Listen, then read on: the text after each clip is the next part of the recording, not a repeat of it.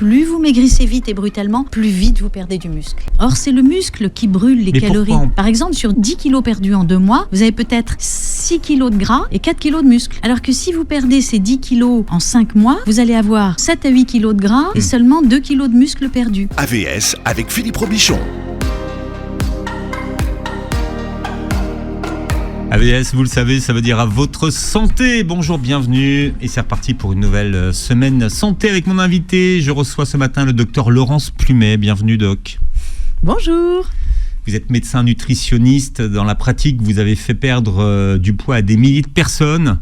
Certaines à qui vous avez fait perdre 100 kilos. Alors, je ne sais pas pourquoi l'argent faux me regarde comme ça. Non, mais sérieusement, il y a des personnes à qui vous avez fait perdre plus de 100 kilos. Ah oui. Alors parfois en 3-4 ans, parfois en 1 année, avec l'aide quand même de la chirurgie bariatrique, je précise. Parce Ce sont des personnes qui viennent nous voir en situation d'obésité. Bien sûr, qui parfois pèsent jusqu'à 200 kilos. Et donc, il est urgent de faire quelque chose, parce que très souvent, il y a des problèmes de santé importants à côté, et à la limite, on n'a pas le choix, là, parce que la vie de la personne est en danger, et il est important d'avoir des solutions radicales et efficaces, mais qu'on maîtrise bien. Vous avez créé votre propre école de nutrition, EPM Nutrition, et votre école de napsothérapie, le fruit de vos recherches que vous avez inventé, une nouvelle discipline, un nouveau métier. La saison reprend bientôt, d'ailleurs, pour les napsothérapeutes, pour ceux qui veulent se former, professionnels de santé, mais pas que, Laurence. Tout à fait. J'ai ouvert cette formation et ce métier à des non-professionnels de santé aussi, parce que c'est un métier de prévention, recentré sur la nutrition, l'activité physique et le sommeil, et j'estime que nous avons besoin de tout le monde, aussi bien des professionnels de santé que les non-professionnels de santé, qui à partir du moment où ils sont bien formés, il y a 9 mois de formation, 320 heures, donc il y a quand même beaucoup de choses à bien maîtriser, et j'estime que tout le monde est capable de le faire pour rendre service aux autres, savoir auditer et évaluer les erreurs de comportement, les corriger, les suivre, les motiver, bref, aider les autres à être et à rester en bonne santé. Et ça, tout le monde peut suivre ces formations. Alors, NAPSO, pour ceux qui nous écoutent, ça veut dire ? Alors, c'est le N de nutrition, le AP d'activité physique et le SO de sommeil. C'est la seule formation en France qui forme à la maîtrise des 3 piliers essentiels de la santé. Donc, c'est bientôt la rentrée. On peut s'inscrire comment, Laurence ? Il faut aller voir le site institutionnel qui est napso-thérapie, THERAPIE au singulier, .org, donc napso-thérapie.org, c'est le site institutionnel où là les personnes pourront découvrir le programme, les conditions, les débouchés aussi du métier de napsothérapeute et pourront s'inscrire et entrer en contact avec moi-même pour avoir plus d'informations et savoir comment se lancer dans cette formation. Donc effectivement, c'est pour bientôt. C'est le moment de me contacter. Vous êtes nombreux à me dire que c'est très bien d'avoir beaucoup d'invités, mais qu'il n'y a pas de consensus chez les personnes qui parlent de perte de poids et que parfois certains discours peuvent apparaître comme contradictoires. Alors je dis, c'est un peu comme les voitures. Voilà, il y a des marques qu'on aime et puis d'autres qu'on n'aime pas, mais tout le monde n'est pas d'accord en fait sur la nutrition. En termes de nutrition, il y a les avec ou sans laitage, il y a les avec ou sans gluten, enfin il y a plein de modes. Il y a les avec ou sans sucre, il y a les avec sans sucre du tout d'ailleurs aujourd'hui, c'est la grande mode des diètes de cétogènes, de glucose, enfin voilà. Mais c'est la même chose d'ailleurs. Les diètes de sucre, ce sont des diètes cétogènes de toute façon. Alors, vous, par exemple, Laurence, si on vous parle de diète cétogène, vous grimpez aux arbres. Tout à fait. Parce que, en fait, le corps a besoin de tout. Et c'est un stress pour lui que de n'avoir une alimentation très parcellaire qui ne lui apporte qu'une partie de tout ce dont il a besoin. Donc on le met nécessairement en situation de stress. Donc en fait tous ces régimes, vous avez raison de dire sur le fait qu'il y a plein de régimes différents. Non mais plein de régimes, mais en fait, plein de coachs. Bien sûr. Alors, voilà. Bien sûr. Mais alors, vous savez, il y a eu un rapport. Je vous dis parce que beaucoup me disent, oui, je l'aime beaucoup elle, mais par rapport à ce que dit machin, c'est pas du tout la même chose. Enfin voilà, donc Laurence, par exemple, elle conseille de manger sucré au petit déjeuner, ce qui est pas du tout le cas ça peut ne pas être le cas d'un autre nutritionniste. Donc, je conseille pas forcément de manger sucré au petit déjeuner. Je conseille de prendre un petit déjeuner. C'est différent. On peut manger sucré, on peut manger salé, mais prendre un petit déjeuner. Pour parler de cette cacophonie un peu dans les régimes, effectivement, il y a plein de régimes qui existent. Moi, je suis spécialisée dans la perte de poids et je vois que mes patients qui sont en situation d'obésité ont tout essayé. Tout.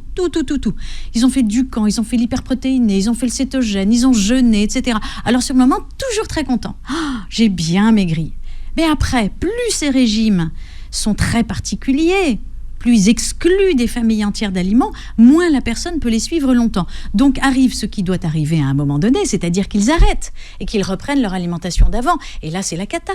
Parce que non seulement ils reprennent tous les kilos qu'ils ont perdus, mais même ils en prennent encore plus. Pourquoi ? Parce que plus on fait un régime sévère, plus on modifie ses propres métabolismes et plus on baisse le niveau de la chaudière. Donc moins on brûle de calories. Et c'est pour ça qu'après... C'est-à-dire que plus on change la façon de s'alimenter, oui, plus on modifie son métabolisme. Exactement. C'est ça que ça veut dire. C'est ça. Donc on baisse le niveau de la chaudière, parce qu'on a perdu du muscle, évidemment, au passage. Donc, on baisse le niveau de la chaudière, donc on brûle moins de calories. Donc, on devient économe en calories. Et c'est pour ça que toutes ces personnes qui ont suivi tous ces régimes très sévères, qui promettent de maigrir vite, ça, pour maigrir vite, les gens maigrissent vite, ça, il n'y a pas de problème. C'est très facile. En revanche, maigrir durablement, ça, c'est beaucoup plus difficile. Et donc, toutes ces personnes, elles ont changé leur métabolisme, elles deviennent très économes en calories, et donc, dès qu'elles mangent un peu, elles reprennent très vite du poids. Et là, c'est la cata. Et alors qu'elles n'avaient que 5 à 10 kilos à perdre au début, il y a peut-être 10 ans de ça, à force de suivre des régimes, eh bien, elles en ont accumulé. Et moi, je les retrouve en bout de course, en situation d'obésité. Elles c'est se là sont qu'est le problème. abîmées le corps, Voilà. fait, finalement. Donc, moi, j'ai l'habitude de tous ces régimes. Je sais très bien qu'il ne faut pas les prescrire. Et en fait, moi, c'est mon expérience. Ça fait depuis quand même 25 ans que j'aide les gens à maigrir. Donc, ce que je retiens de tout ça, c'est que il ne faut pas oublier le sommeil. C'est pour ça que j'ai créé d'ailleurs un absothérapie. Exactement. On va revenir sur le sommeil. On va même commencer par ça parce que le sommeil, c'est la base. Mais pour terminer un petit peu sur tous les gens qui ont pris du poids alors qu'ils n'en avaient pas tant que ça à perdre au départ. Il y a peut-être 5-6 kilos à perdre. Vous dites que les catastrophes, ça n'arrive qu'aux gens pressés. Oui, qui sont pressés de maigrir et qui sont donc prêts à suivre des régimes très sévères pour maigrir très vite. Seulement, quand on maigrit très vite, on perd beaucoup de muscles. Or, c'est le muscle qui brûle les calories. Mais pourquoi on perd plus de muscles que de graisse ? Parce que c'est comme ça. Le muscle, c'est celui qui va le plus vite possible fournir au corps les calories dont il a besoin. La graisse, elle met du temps à réagir. Donc ça, on le voit bien. Quand une personne perd 10 kilos et qu'elle le fait très vite, je sais pas, en 2 mois par exemple, quand on regarde en faisant ce qu'on appelle une impédance métrique, c'est-à-dire qu'on analyse la quantité de gras et de muscles qui lui restent, c'est là qu'on s'aperçoit qu'elle a perdu certes du gras, mais qu'elle a perdu beaucoup de muscles. Par exemple, sur 10 kilos vite perdus, 10 kilos perdus en 2 mois, vous avez peut-être 6 kilos de gras et 4 kilos de muscles. Alors que si vous perdez ces 10 kilos en 5 mois, vous allez avoir 10 kilos, allez, on va avoir 7 à 8 kilos de gras et seulement 2 kilos de muscles perdus. Plus vous maigrissez vite et brutalement, plus vite vous perdez du muscle. Alors, il existe des balances, d'ailleurs, qui permettent de mesurer, justement. Mais bien sûr. Vous êtes une nutritionniste qui conseillait aux gens de se peser. Bien sûr. Alors, à quelle fréquence Vous savez, moi, je suis très à l'écoute de mes patients. Il y a des patients qui ont peur de se peser. Même, il y en a qui rentrent dans mon cabinet en disant « Oh là là, j'ai peur de monter sur votre balance. » Je les rassure, elle est sympa. Moi, j'ai une balance à aiguille. J'ai pas une balance électronique parce que je les trouve trop sensibles et trop variables. J'ai une balance à aiguille formidable. Elle est très sympa. Elle est à 1 kilo en dessous des autres. Donc, elle est très agréable. Mais je sais très bien que ces personnes ne se pèsent jamais chez elles parce qu'elles ont trop peur de la réalité des chiffres. À l'inverse, vous avez d'autres personnes qui auront besoin pour se rassurer de se peser tous les jours. Donc, vous voyez, d'abord, c'est un métier d'écoute. Il faut savoir qui on a en face de soi et finalement conseiller des choses qui leur conviennent. Pas de prêt-à-porter, du sur-mesure. Bon, exactement, du sur-mesure. Ça, c'est l'essentiel. Toujours être à l'écoute et donner des conseils qui conviennent à la personne. Alors, ceux qui ne vous connaissent pas encore seront étonnés. À chaque fois que vous parlez de nutrition, vous commencez par parler du sommeil. Oui. Pourquoi est-ce que vous commencez à parler du sommeil, Laurence Plumet ? Mais parce qu'on l'oublie. Et pourtant, le sommeil, c'est la santé du cerveau. Or, c'est le cerveau qui dirige nos comportements alimentaires. C'est le cerveau qui dirige aussi nos métabolismes hormonaux. Tout part de la tête. Quand on ne parle que de nutrition, on occulte complètement le plus important, qui est le cerveau. Je prends un exemple. Vous savez, il y a des gens qui travaillent en horaire décalé. Il y a des gens qui travaillent la nuit. Bien, nous avons besoin de ces personnes. eh bien, on voit très bien tous les dégâts que fait le travail de nuit sur le poids et sur la santé. Très vite, ces personnes se mettent à prendre du poids. Très vite, ils deviennent diabétiques et ont des problèmes de cholestérol, de tension, voire même de cancer. Ça a été reconnu comme... Bon, bref. Donc, on voit bien que dès lors que l'on ne respecte pas le sommeil, eh bien, on met le cerveau en danger et vous voyez bien qu'on pénalise absolument toute la santé, y compris le poids. Mais pour des tas de raisons. Vous dites vous dites que c'est la nuit qu'on grossit. Oui, tout à fait. D'abord, ça c'est très logique, les gens le comprennent très bien. Quand vous dînez, vous attendez 2 heures pour aller au lit, ensuite vous dormez. Vous ne brûlez pas les calories. On sait la Même en dormant, on ne brûle pas de calories. Si. Non, j'aurais pas dû dire pas. J'aurais dû dire peu. En fait, on connaît le nombre de calories qu'un corps dépense pendant la nuit. C'est à peu près 500-600 calories, une nuit. Vous vous couchez à 23 heures, vous avez vos 8 heures de sommeil. Pendant ces 8 heures, vous avez brûlé à peu près 600 calories. Le soir, si vous dînez, que vous respectez ces 600 calories, ben c'est très bien, vous les dépensez pendant la nuit. Vous n'avez donc pas grossi. Si en revanche, le soir, vous faites un dîner hyper copieux, j'entends par là... pain, fromage, un petit verre de vin avant d'aller à table. Ensuite, on prend son dîner, son plat principal, rebelote du pain, du fromage au dessert, une petite crème dessert au chocolat, un petit digestif. Bref, quand on fait le calcul du nombre de calories, on arrive facilement à 1000-1200 calories. Qu'est-ce qu'on va faire de ces 500 calories supplémentaires ? On va les stocker. On va les stocker dans le gras. C'est pour ça que c'est la nuit que l'on grossit dès lors que l'on fait un dîner beaucoup trop copieux.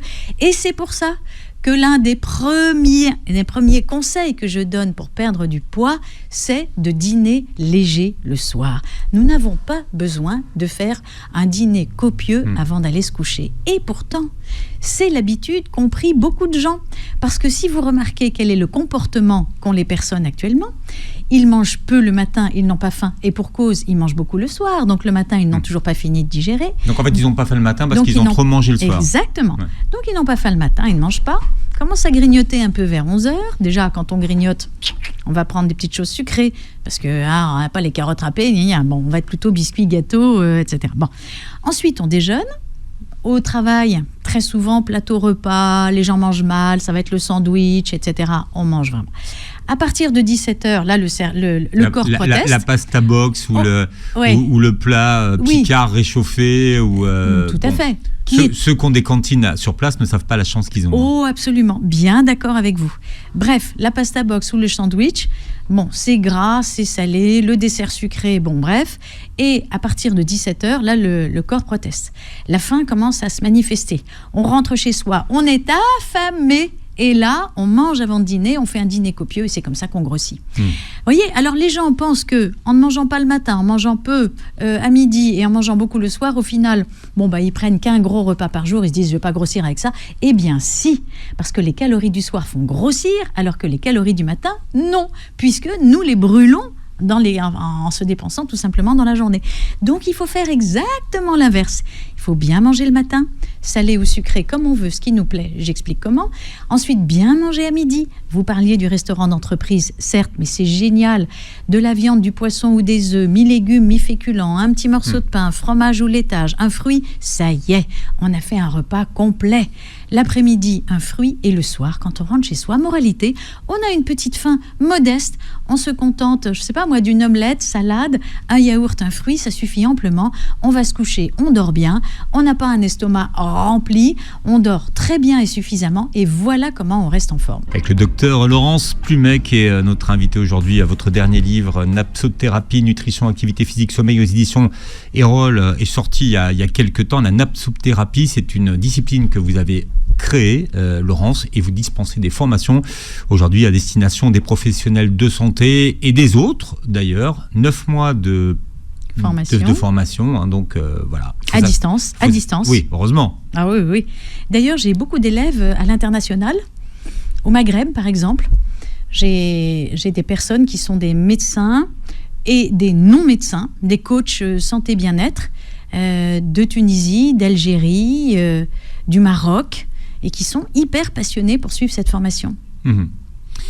On parlait du sommeil, du rôle du sommeil dans la prise de poids, hein, et l'importance qu'il faut de bien dormir, l'impact que le sommeil a sur la prise de poids, mais il y a aussi, déjà, il y a notre cycle circadien. Bon, ça c'est important parce que notre métabolisme est réglé. Alors sur un peu plus de 24 heures, m'avez-vous appris, puisque c'est 24,2 heures.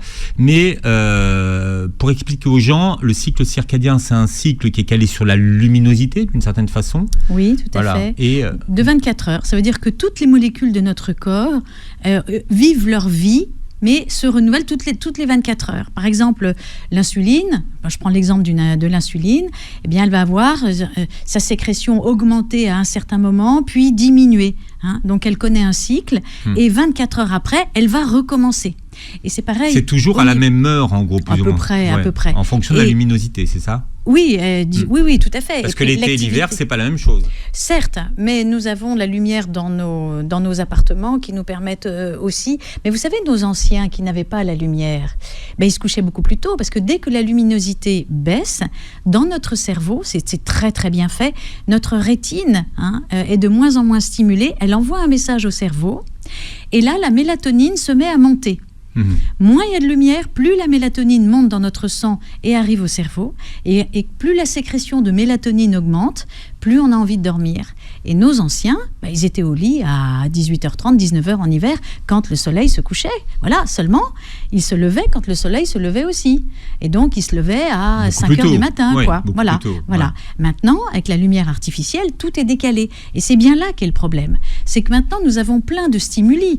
Les écrans, la télévision, nos ordinateurs, la lumière artificielle, qui vont tromper notre cerveau et lui faire croire qu'il n'est pas encore temps d'aller se coucher. Sauf que lui, il a gardé la même chronobiologie depuis toujours. Donc ça le met en situation de stress. Quelqu'un qui se couche à 2h du matin, qui va se lever à 10h en se disant « chouette, j'ai mes 8 heures de sommeil », mais pas du tout, parce qu'il a introduit un décalage dans son cerveau. Le cerveau, lui, il est habitué à baisser le rideau à partir de 23h, car à partir de 23h, la mélatonine commence à monter. Si vous l'écrasez, c'est contre nature. Voilà. Donc idéalement, et ça c'est valable pour 80% de la population, les 20% restants, c'est 10% de petits dormeurs qui n'ont besoin que de 4 ou 5 heures de sommeil, et puis 10% de grands dormeurs à qui il faut 9 heures de sommeil par nuit. Mais pour 80% de la population, il faut se coucher à 23 heures au plus tard pour se lever. Quand on se lève à 7 heures du matin, quand on se lève à 7 heures du matin, parce qu'on fait son calcul pour avoir ses 8 heures de sommeil. Si on doit se lever plus tôt, il faut se coucher plus tôt. Exactement. D'ailleurs, les animateurs le savent bien. Ceux qui, par exemple, commencent à 6 heures du matin à la télévision, ils sont au lit à 20 heures pour se lever à 3-4 heures du matin. C'est fini ça, Laurence. Ah non, ils sont obligés de le faire. Sinon, ils ne tiennent pas le coup. Mais non, plus personne n'a le rythme de se coucher à 20 heures. Alors, s'ils se couchent à 21 heures au lieu de 20 heures, d'accord. Voilà. Mais en tout cas, parce que 20 heures, il y a le journal. Enfin, oui, bien sûr. Socialement, si tu te couches à 20 heures, t'es mort. Mais oui, mais c'est pour ça d'ailleurs qu'ils ne restent pas longtemps sur ces créneaux horaires. En général, ils font 1 an et après ils changent. Prends 10 kilos. Il y a mais absolument. Alors, ça, les matinaliers, ils prennent 10 kilos. Oui, et ils ont des gros trous de mémoire. Ce qu'il faut expliquer aux gens, c'est qu'il y a des molécules très importantes dans la régulation du sommeil. Vous avez parlé, Laurence Plumet, de la mélatonine, mais il y a aussi l'adénosine. Oui. Et puis, pour le réveil, il y a d'autres hormones, l'histamine, l'orexine. Vous pouvez googler, parce que je sais que vous êtes tous passionnés par ça. La noradrénaline, la sérotonine et la dopamine. Mais ce sont nos amis et on en a besoin. Donc, quand on ne dort pas son sou et au moment où on devrait dormir, il y a un problème qui se passe au niveau de la fabrication des hormones. Mais tout à fait, et en particulier du cortisol. Si on prend cet exemple-là, les gens qui sont en déficit de sommeil, par exemple, qui n'ont que 6 heures et demie de sommeil par nuit, c'est ce que l'on constate pour la majorité de la population à l'heure actuelle. Alors, c'est le cycle du cortisol, mais à quoi ça sert le cortisol ? Le cortisol, c'est une hormone, c'est l'hormone du stress, voilà. Mais du bon stress, normalement. Sauf que quand on en sécrète de trop, c'est comme les gens qu'on met sous cortisone quand ils ont une maladie inflammatoire, on sait très bien que ça fait grossir. Et on va mettre le corps en situation de fabriquer beaucoup de cortisol quand il n'a pas assez de sommeil. Donc la personne qui a l'habitude de se coucher à 2 heures du matin, qui va se lever à 7h30, qui n'a que 5h30 de sommeil, elle va sécréter beaucoup trop de cortisol dans son corps, ce qui aura 2 conséquences. La première, c'est que ça lui donne envie de manger sucré, et ça on l'a tous expérimenté, quand on est fatigué, on a envie de manger des féculents et du sucre. Voilà. Et deuxièmement, le cortisol, quand on en fabrique de trop, eh bien, ça stimule le développement de la graisse abdominale. Donc, on prend du ventre. Et donc, les études ont été très claires. Vous soumettez des volontaires sains à un manque de sommeil pendant 4 nuits. Pendant 4 nuits, vous ne les faites dormir que 4 heures. Il a suffi de faire ça 4 nuits durant, et on s'est aperçu que... C'est marrant parce que vous dites 4 et vous montrez 3. Hein. Alors, vous m'expliquerez votre langage. Bon, eh bien, on s'est aperçu qu'au bout de 4 jours, déjà, ils avaient pris 800 grammes. Au bout de 4 jours. Tout simplement parce qu'en observant leur comportement alimentaire, on s'est aperçu qu'ils se ruaient sur les buffets et qu'ils mangeaient beaucoup plus de sucreries et de féculents que quand ils avaient un sommeil normal. C'est pour ça que j'insiste beaucoup sur la qualité du sommeil pour perdre du poids. Et c'est pour ça que c'est le fondement même de l'enseignement de la napsothérapie. Le sommeil avant tout. Alors pour continuer sur l'explication et pourquoi on grossit quand on manque de sommeil, vous nous expliquez que si nous manquons de sommeil, nous fabriquons moins de leptine et davantage de ghrelin. Et pourquoi ces 2 hormones-là, elles sont importantes dans la prise de poids et de la graisse? Expliquez-nous. Parce que la leptine, c'est une molécule qui, dans notre cerveau, déclenche le rassasiement. Alors que la ghrelin, c'est une molécule qui fait exactement l'inverse, qui donne envie de manger.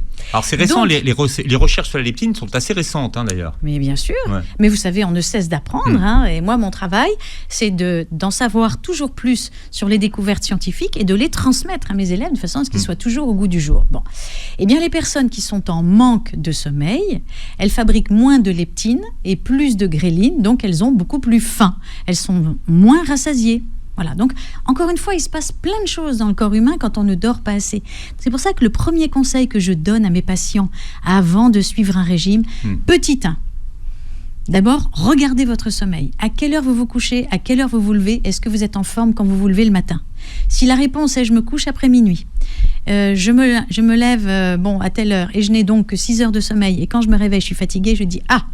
Alors avant tout, on va d'abord rééquilibrer votre sommeil. Première étape. Il suffit de quelques jours, il suffit de quelques jours de 8 heures de sommeil pour que tout de suite vous retrouviez la pêche. Étape 2. Une fois qu'on a la pêche parce qu'on dort bien, on a envie de bouger. On n'a pas envie de rester les fesses vissées sur son siège. On a envie de bouger. On a envie de prendre son vélo, comme vous, Philippe. On a envie de monter les escaliers plutôt que de prendre les escalators parce qu'on est en forme. Voilà. Il n'y a rien de plus difficile que de faire du sport ou de bouger quand on est fatigué. Et le premier anti-fatigue dans la vie, eh bien, c'est le sommeil suffisant. C'est pour ça, étape 1, un bon sommeil. Étape 2, je bouge et j'ai plaisir à bouger. Je ne parle pas forcément de la salle de sport, parce qu'il y a des gens qui n'aiment pas rentrer dans une salle de sport. Je parle tout simplement de bouger. Nous avons des grandes jambes, c'est pour qu'elles servent. On a quand même 600 muscles en nous, il faut les faire travailler. Donc, on bouge. Et ensuite, vous voyez que c'est en 3e que je fais intervenir la qualité de l'alimentation. C'est que quand on dort bien, eh bien, on contrôle sa consommation de sucre. On n'a pas de compulsion sucrée. On est actif. Déjà, on prend plaisir à brûler des calories. Et enfin, on s'aperçoit que quand on dort bien et qu'on bouge, on a plaisir à manger sainement. On ne s'oblige pas à manger des légumes et des fruits. Ça vient tout naturellement. Alors, à noter qu'il y a eu des études sur le lien entre le sommeil et la perte de poids. C'est prouvé scientifiquement, il faut le dire. Bien sûr, bien sûr, bien sûr. Donc ça, c'est important. Beaucoup imaginent, Laurence Plumet, que de toute façon, c'est pas très grave, parce que tout le sommeil qu'on n'a pas eu pendant la semaine, on va le rattraper le week-end. Et vous dites qu'aujourd'hui, le vrai problème, c'est ce qu'on appelle la dette de sommeil. Bien sûr. Alors, il faut savoir que tout sommeil perdu ne se rattrape pas. Voilà. Et qu'ensuite, il est faux de banaliser le manque de sommeil en se disant c'est pas grave, je serai un petit peu fatiguée le lendemain, mais je ferai la grasse mat le week-end. On a faux surtout, parce que pendant ces 8 heures de sommeil, il se passe énormément de choses. Bon, on a parlé de la mélatonine, on a parlé du cortisol, mais pendant le sommeil, on fabrique des hormones de croissance qui permettent aux cellules de se renouveler. On fabrique des hormones sexuelles au petit matin, ce qui fait que les gens qui se lèvent très très très tôt et qui manquent ce sommeil attention à ce que vous faites avec faites attention de ce que vous faites avec votre main sur le réveil du matin. Mais quoi, je fais rien avec mes mains. Sur les hormones sexuelles sur le matin. Mais oui, parce que justement, bon, vous voulez m'amener sur ce terrain, Philippe. Oui, j'en rêve. J'en rêve, Laurence. Les érections matinales des hommes sont dues au fait qu'il y a un pic de testostérone qui est constaté justement entre 5h et 7h du matin. Voilà. Donc, les personnes qui ne dorment pas assez peuvent avoir des troubles de la fertilité. Et donc, quand des patients viennent me voir parce qu'ils ont quelques kilos à perdre, et également parce que chez madame, chez monsieur, il y a un désir de grossesse chez madame, eh bien déjà, voyons ce qu'il en est du sommeil. Parce que quand le sommeil est de mauvaise qualité, ça peut contrarier la fertilité. Vous voyez que ça va loin, le manque de sommeil. Oui. D'ailleurs, on a toujours dit que la fameuse érection du matin, pour la nommer, c'était un signe de bonne santé. Oui, enfin, c'est surtout un signe de bon sommeil. Non, moi je vous dis bonne santé, mais vous dites de bon sommeil. Finalement. Oui. Ça veut tout simplement dire qu'on a bien dormi. Oui, tout à fait. Agent Fofo, vous voulez dire quelque chose là-dessus? Parce que je vous vois hocher de la tête, mais c'est pas un signe de jeunesse. Parce que souvent les gens, en prenant de l'âge, peut-être sont moins dynamiques de ce côté-là. Tout vieillit, hein. Non, mais quand on dort bien, ça vieillit moins vite.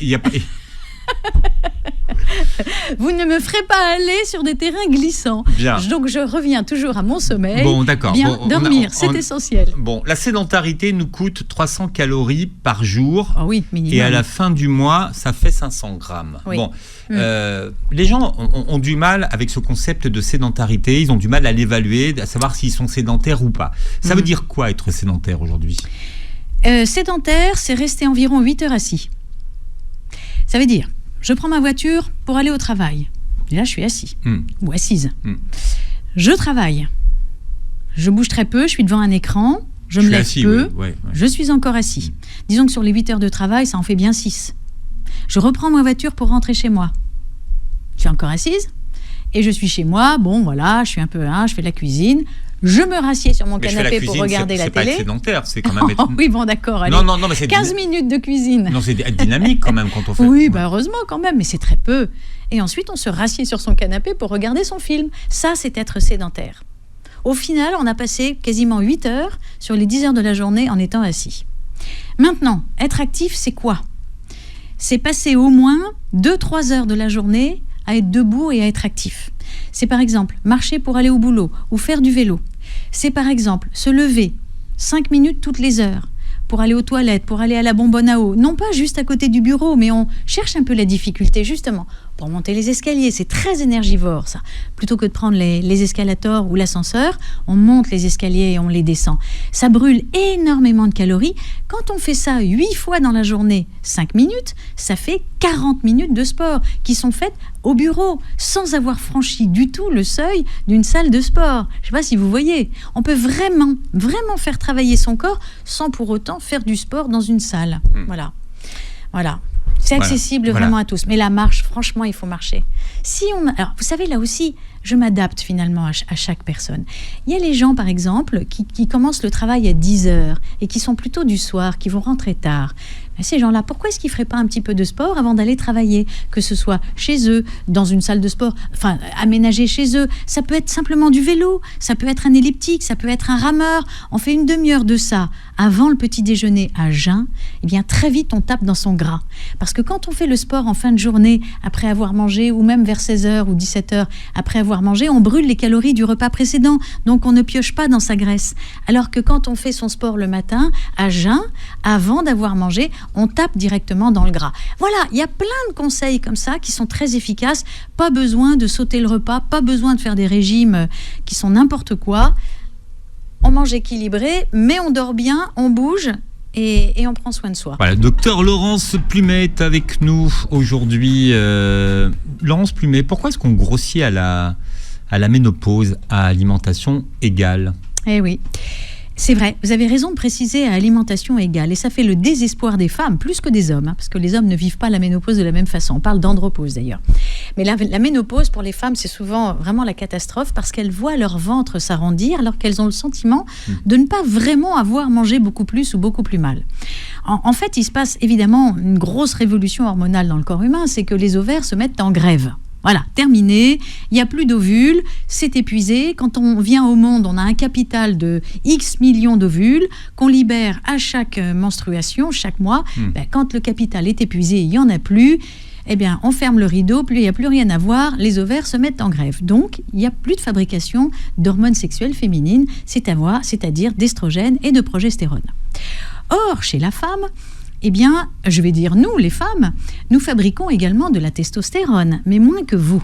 Sauf que dans notre corps, à l'époque où la femme fabrique les estrogènes, il y avait un bon équilibre. Il y avait peu de testostérone et beaucoup d'estrogène et de progestérone. Voilà qu'à la ménopause, il n'y a plus d'estrogène et de progestérone, donc la testostérone va se trouver tout d'un coup en position dominante. Or, la testostérone, qu'est-ce qu'elle fait ? Eh bien, elle active les adipocytes du gras du ventre. C'est pour ça que vous, les messieurs, quand vous prenez de la graisse, vous prenez du ventre. Alors que nous, les femmes, quand on prend du gras, on en prend plutôt sur les fesses. Voilà. Ça, c'est avant la ménopause. C'est avant la ménopause. D'accord. Et c'est pour ça que les femmes ménopausées, quand elles prennent de la graisse, eh bien, elles en prennent au niveau du ventre, car elles se retrouvent en dominance de testostérone qui active ces adipocytes de la graisse abdominale qui, à l'époque où elles avaient leurs éstrogènes, étaient contenus. Là, maintenant, ça explose parce que la testostérone est beaucoup plus active. Voilà. Est-ce qu'on pourrait activer la lipolyse justement pour la lipolyse, donc c'est le processus qui consiste justement à se débarrasser de la graisse pour justement éviter qu'elle ne s'installe au niveau du ventre. On le peut, mais ça va demander des efforts, c'est certain. Plus on avance en âge, plus c'est difficile de perdre des kilos. Quand Pourquoi ? On a 20 ans, parce que le corps vieillit, parce qu'on perd du muscle tout naturellement. Donc, le corps d'une personne de 60 ans brûle moins de calories que le corps d'une femme de 20 ans. Voilà, la chaudière à un niveau plus bas. Comme ça brûle moins de calories, évidemment, on stocke beaucoup plus facilement. Donc, pour maigrir, il faut vraiment faire des efforts. Alors, quels efforts faut-il faire ? Je ne reviens pas sur le sommeil, mais premièrement, bien dormir. C'est très important. Deuxièmement, il faut brûler des calories. À la ménopause, il faut faire 2 fois plus d'efforts pour brûler 2 fois plus de calories. Donc, on y va, on marche. On ne fait pas des sports très agressifs parce que les articulations, elles souffrent un peu. Surtout quand on a quelques kilos en trop, on a souvent mal aux genoux, on a souvent mal en bas du dos. Donc, il ne faut surtout pas s'obliger à faire comme tout le monde, à courir comme des damnés. Non, il suffit de marcher vite, 3/4 d'heure, tous les jours. Marcher vite, monter des escaliers, aller nager, faire du vélo, prendre soin de ses articulations tout en étant dans le mouvement et en brûlant des calories. Maintenant, concernant l'alimentation. Ça, c'est vrai qu'il faut faire attention. Parce que les kilos sont beaucoup plus vite stockés que quand on est jeune et on a du mal à maigrir. Cette fameuse lipolyse dont vous parlez, qui est le fait d'attaquer sa graisse, elle devient plus laborieuse avec les années. Donc, il y a quand même des moyens de la favoriser, cette lipolyse. Premier moyen, je l'ai dit, c'est brûler des calories en bougeant. Et la façon de brûler des calories efficacement, c'est de faire son sport le matin à jeun. C'est génial, c'est comme ça qu'on maigrit.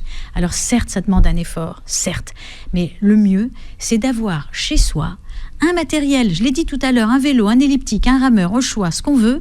On fait ça 30 minutes tous les matins avant de prendre son petit-déj. Je peux vous assurer que la graisse abdominale, on la contient. Elle est très sensible. Cette graisse abdominale, elle n'est peut-être pas jolie, mais elle est très sensible à l'apport contrôlé de gras et de sucre et au sport. Elle est très sensible. Elle est beaucoup plus sensible à ça que la graisse de la fesse et des cuisses. Voilà. Donc, je fais attention, je ne me soumets pas à un régime sans sucre et sans gras, parce que ce truc-là, pas possible, on ne peut pas le supporter longtemps. On a besoin de manger un peu sucré, on a besoin de manger un peu gras. Vous disiez tout à l'heure, le gras c'est la vie, c'est vrai. Alors je le disais hors antenne, je ne me serais pas permis de le dire à l'antenne, mais moi je suis quelqu'un de très gourmand, et je ne me permettrai pas d'interdire à mes patients de manger un peu de beurre, de manger un peu de sauce, de se faire plaisir avec des frites. On a réhabilité le gras, Laurence. On a banni le sucre pour réhabiliter le gras. C'est l'excès qui est mauvais. Un peu de sucre, ça fait du bien. Un peu de miel, un peu de confiture, un peu de biscuits, un peu de chocolat. Mais un peu, pas zéro. Voilà, et le gras, un peu de gras aussi, un peu de crème fraîche, un peu de sauce, un peu de frites, mais encore une fois de façon équilibrée, sans oublier les légumes, sans oublier les fruits. Vous voyez, on est dans une alimentation équilibrée où tout a sa place. Qu'est-ce que vous conseillez aux femmes qui ont grossi suite à des grossesses ? Oui, alors ça, la grossesse, c'est encore une autre histoire. C'est la même graisse que celle de la ménopause ou c'est une autre graisse ? Non, pas du tout. C'est pas la même graisse. En fait, pendant la grossesse, il se passe un véritable orage hormonal. Le corps est inondé d'estrogène et de progestérone. Or, la graisse de la femme qui est sensible à ces hormones sexuelles sont justement les graisses des fesses et des cuisses et un petit peu du ventre. Mais disons qu'une femme enceinte qui, par exemple, au lieu d'avoir pris 15 kilos, va en prendre 20 ou 25 à cause de ses hormones pendant la grossesse, va plutôt prendre des cuisses et des fesses. Et ça, c'est pas terrible parce que les kilos acquis pendant la grossesse sont des kilos qui sont difficiles à perdre parce que par définition, cette graisse, elle est inerte. Maintenant, il y a les femmes qui ont pris beaucoup de poids, c'est pas de leur faute, c'est à cause de ces hormones. D'accord. Maintenant, je dois dire aussi qu'il y a un certain nombre de femmes enceintes qui pensent, à tort, qu'elles peuvent manger n'importe quoi pendant leur grossesse. De toute façon, elles perdront tous ces kilos quand elles accoucheront. Et ça, c'est complètement faux. Donc, Alors, il y a toujours des cas qui vous prouvent le contraire. Qui perdent tout au moment de l'accouchement. Oui, alors, pendant la grossesse, il est normal de prendre à peu près entre 12 et 15 kilos. Quand on accouche, déjà, on perd 3,5 kg de bébé. Ensuite, il y a le poids du placenta. Ensuite, il y a le volume sanguin qui diminue. Ensuite, il y a le volume des glandes mammaires qui diminue aussi. Et puis, il reste 5-6 kilos en trop. Et la nature faisant bien les choses, si la personne dort bien, bouge bien et qu'elle mange équilibré, elle va les reperdre tout naturellement. C'est 10 à 15 kilos pris pendant sa grossesse. Ça, c'est ce qui se passe quand les choses vont bien. Maintenant, pour une femme qui a pris 25 kilos pendant sa grossesse, elle va les reperdre, ces 10 à 15 kilos. Mais attention, 25 moins 15, ça en fait 10 de trop. Et ça, elle va les garder.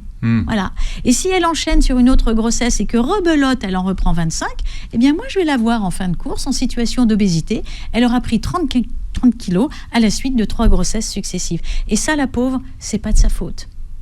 Mais bon, on va lui proposer différentes choses pour l'aider à perdre ses 30 kilos. Mais en revanche, il y a des femmes qui, franchement, je dirais, l'ont un peu cherché, parce qu'elles se sont totalement laissées aller pendant leur grossesse, à manger des biscuits, des gâteaux, du chocolat, pensant à tort qu'elles allaient les reperdre. On ne peut pas dire qu'elles l'ont un peu cherché, Laurence. Disons que... Alors, voyez, c'est leur faute, mais c'est aussi la faute du médecin qui leur a pas dit faites attention, mangez équilibré. Tous les excès pendant la grossesse, vous allez le payer parce que tout ce surplus au-delà de 15 kilos, vous aurez du mal à les perdre après. Ne pensez pas que vous les perdrez facilement. Il faut manger équilibré. Et souvent, ça me met en colère que les médecins, le gynécologue, l'obstétricien, la sage-femme n'aient pas expliqué ça à ces femmes. Parliez des hormones tout à l'heure, qui sont à l'origine de la perte de poids, donc les hormones de la femme non ménopausée.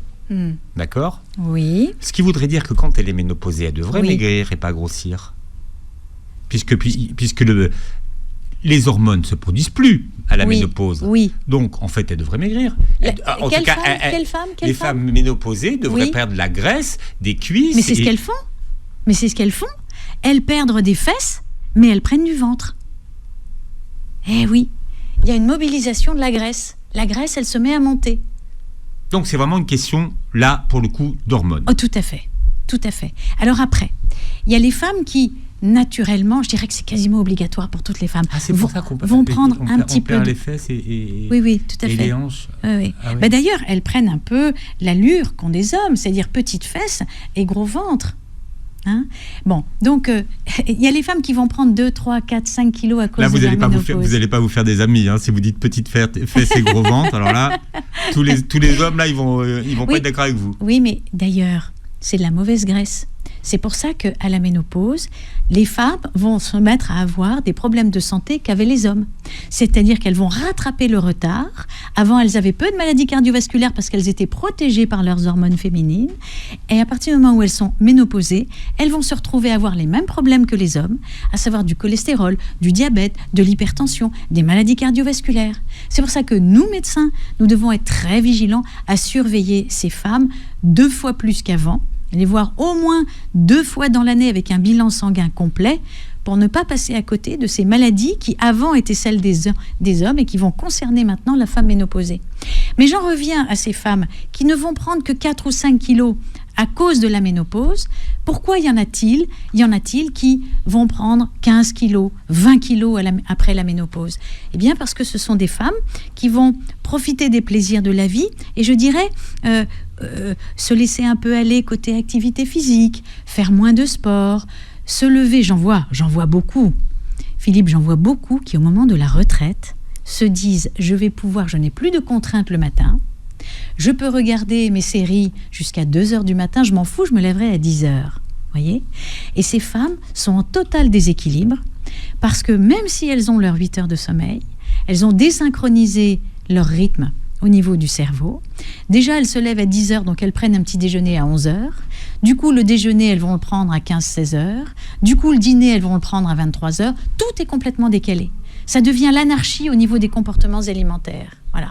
Et en plus de ça, fatigué, enfin bon, tout est... Et c'est comme ça. Le corps aime les habitudes. Ah, mais absolument. Le corps aime la régularité. Le corps aime l'équilibre. C'est pour ça que je suis vent debout contre tous ces régimes qui exploitent la crédulité des gens, qui promettent de maigrir, mais qui détraquent leur corps. Pourquoi d'ailleurs ces régimes amaigrissants ont-ils aussi peu d'effet sur la cellulite ? Parce que la cellulite, comme je l'ai dit, c'est la graisse des cuisses, c'est une graisse qui est entourée de fibrose et qui finalement est assez peu connectée aux autres métabolismes du corps. C'est comme si elle vivait sa petite vie, vous voyez ? Donc, elle est assez sensible au massage, aux pressions mécaniques qui finalement écrasent un petit peu cette fibrose et réaugmentent la vascularisation. Mais sinon, c'est une graisse qui vit un peu sur elle-même. Donc, il est très difficile de se débarrasser de la cellulite. Et je dirais de toute façon que c'est une certaine forme anatomique. Il y a des femmes qui ont la taille fine, le ventre plat et qui ont des cuisses avec beaucoup de cellulite. C'est très très difficile de les... Il ne faut surtout pas faire de régime amaigrissant parce que qu'est-ce qui va se passer ? Elles vont perdre du ventre puisque la graisse abdominale est celle qui répond le mieux au régime. Donc elles vont encore plus perdre du ventre. Elles vont encore plus affiner leur taille alors que les cuisses n'auront pas bougé d'un iota. Et on va aggraver les choses. Exactement. C'est ça le risque, c'est d'aggraver les choses. Donc c'est tout à fait juste ce que vous dites, Philippe. Il y a différents types, je dirais, de surpoids. Il y a la graisse abdominale, il y a le surpoids, il y a le ventre, il y a la graisse du ventre, voilà, là qui est très sensible au sommeil, à l'activité physique et à une alimentation équilibrée. Et puis il y a la graisse du bas, c'est ce qu'on appelle la forme gynoïde, donc des cuisses, des fesses, qui est très peu sensible au sport. Alors ça ne veut pas dire que quand on a ça, on se dit alors je m'en fous, je laisse tout tomber, c'est pas la peine, ce sera pas efficace. Si, parce que si on tombe dans la sédentarité, si on fait n'importe quoi avec son sommeil et qu'on mange mal, qu'est-ce qui va arriver ? Non seulement on aura des cuisses cellulitiques, mais en plus on aura du ventre. Bien, les formations de napsothérapeute, Laurence, on arrive à la fin de l'émission, démarre dans quelques jours. Oui. Est-ce qu'on peut démarrer une formation si on n'a pas de formation médicale de base ? Oui, tout à fait. On le peut. L'enseignement est très clair, très didactique, très pédagogique, jamais culpabilisant. J'apprends à mes élèves justement à être dans l'écoute. Voyez, une fois que les élèves ont acquis toutes ces connaissances et qu'elles se lancent dans la vie professionnelle ou qu'ils se lancent dans la vie, il ou elle, il y a des hommes et des femmes qui se lancent dans la vie professionnelle, je leur apprends d'abord à être dans l'écoute pour comprendre les erreurs et discuter ensuite avec la personne pour l'aider à trouver ce qui lui convient le mieux. Laurence Plumet sur Beurre FM, vous réécouterez l'émission en podcast sur beurrefm.net et sur les plateformes qui reprennent l'émission et vous verrez cette émission sur la chaîne YouTube de Beurre FM. Merci Laurence Plumet d'avoir été avec nous et passez une très belle journée santé sur Beurre FM.